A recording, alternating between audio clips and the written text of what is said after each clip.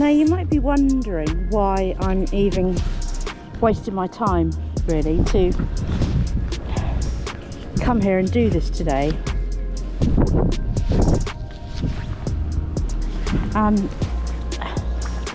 It's because I kind of want to talk about green waste, and it's something that detectorists know about. We know about it a lot because we walk it, we see it.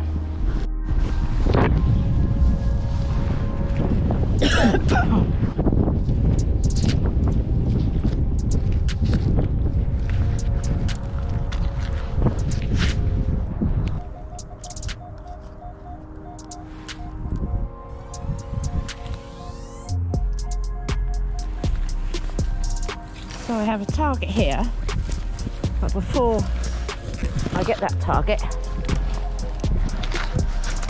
I'm going to get this plastic just here, plastic, and then I'm just going to walk. I'll come back to the shovel. I'll just get that bit of plastic. Oh, while I'm here,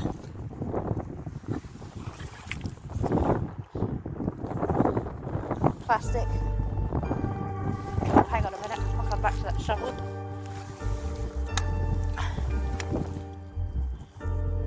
Blue plastic bag. Oh, hang on a minute.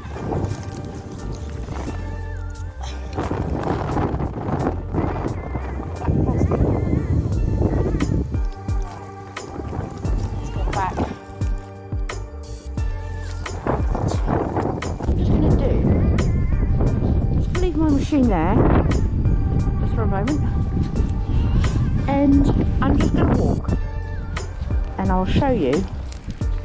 It's hard to see when I'm just detecting, it's hard for you to see, I should say, when I'm detecting. So let's just stop. We've got paper tie, probably somebody's garden.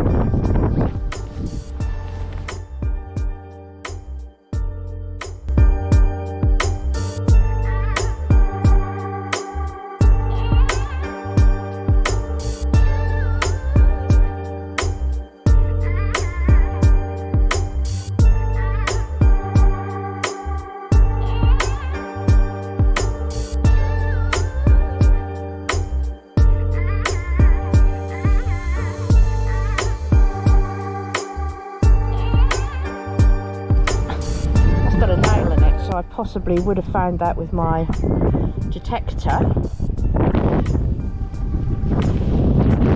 Is that a bit more? Yeah. It's every step. It's every step. So it's contaminated, more and more so. It's getting contaminated with metals and plastics, and they're a result of non-organic materials ending up in green bins. We have various different containers that we need to put our rubbish into. So we have different councils have different methods, but we'll have a bin which we call the green bin, which is for gardening waste, leaves, weeds, grass cuttings, that kind of stuff. And there's an awful lot of products, or an awful lot of materials that are being put into these green bins that shouldn't be there. And so biodegradable waste, it's a big business. There's 6 million tonnes of green waste yearly in the UK, and I mean that's a lot of green waste.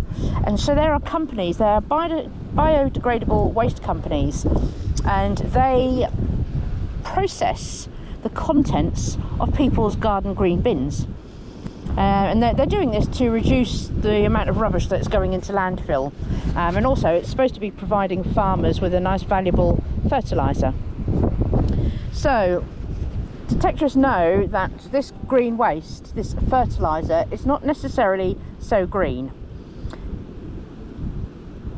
So this is one of the reasons I wanted to come here today, to just show you what green waste is about. And I think people need to be a bit more concerned. I think a lot of people don't even know that this exists. People, I'm going to show you a big pile in a minute that's on the end of this field.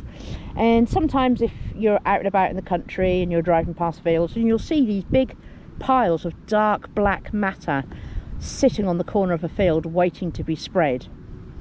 More often than not, these big piles that you see waiting to be put through the earth are full of green waste. This is the plastics that I picked up from a 2-hour wander. I didn't travel much distance on the field, I just kept going around in circles. From every direction I happened to spot another piece of plastic. I didn't pick up every bit of plastic I saw. I didn't have room in my finds pouch. But this is just a small example of the plastics that are getting spread on farmland. This pile is the metals. Now 2 of these items I would expect to find on a field, which are shotgun cartridge ends. That's normal. This other metal waste, washes and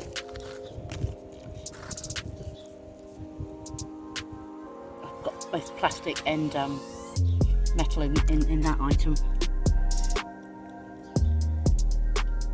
Wire cables, they're electrical masses of wire. So this is just one person in less than 2 hours walking a very, very short distance on a field.